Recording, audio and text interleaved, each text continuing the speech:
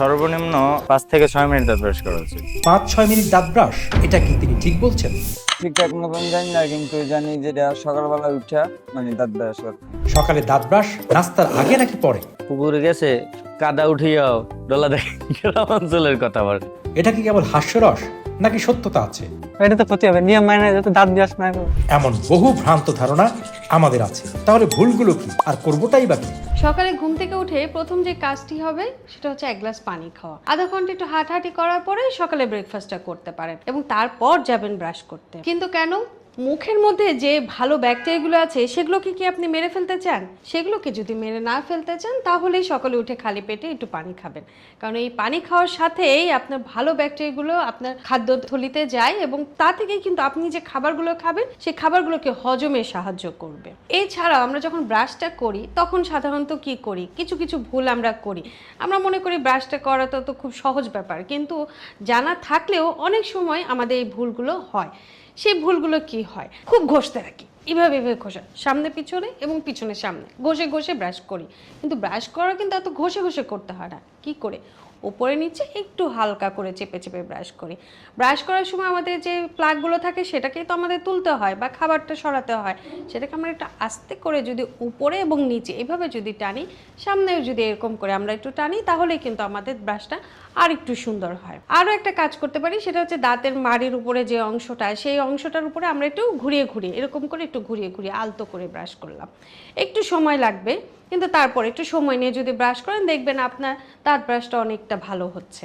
এই জোরে জোরে যদি ব্রাশ করেন তাহলে কিন্তু এনামেলটা অনেকটা অংশে ক্ষয় হয়ে যাচ্ছে। এটা একদিনে হয় না, অনেক দিন ধরে হচ্ছে, কিন্তু হচ্ছে। এজন্যই আপনি আস্তে আস্তে ব্রাশ করবেন, আলতো করে ব্রাশ করবেন, যাতে শুধু আপনার মুখে যে খাদ্য কণাটা বা খাবারের টুকরাটা থাকছে সেটাকেও বের হয়ে যাচ্ছে। দুই দাঁতের মাঝখানে বা মাঝের যে খাবারটা ঢুকে যাচ্ছে এই জায়গাটা আমরা ব্রাশ করতে পারি না এই তারা দ্রুততার সাথে ব্রাশ করার জন্য। সেটার সময় যদি আমি একটু সময় নিয়ে একটু আলতো করে ব্রাশ করি তাহলে দেখা যায় যে আমার ওই খাবারের কণাটাও বের হয়ে যাচ্ছে। ব্রাশের পিছনের অংশটা কিছু ডট ডট থাকে বা একটু টান দেয়া থাকে, এই জায়গাটার একটা কাজ আছে। সেই কাজটা হচ্ছে আপনার গালটা বা মাড়ি এই অংশটা তো নরম, এই নরম অংশগুলো আমরা অনেক সময় মনে করি যে দাঁতটা ব্রাশ করলাম পরিষ্কার হয়ে গেলো, কিন্তু এই নরম জায়গাগুলো ব্রাশ করার দরকার নেই।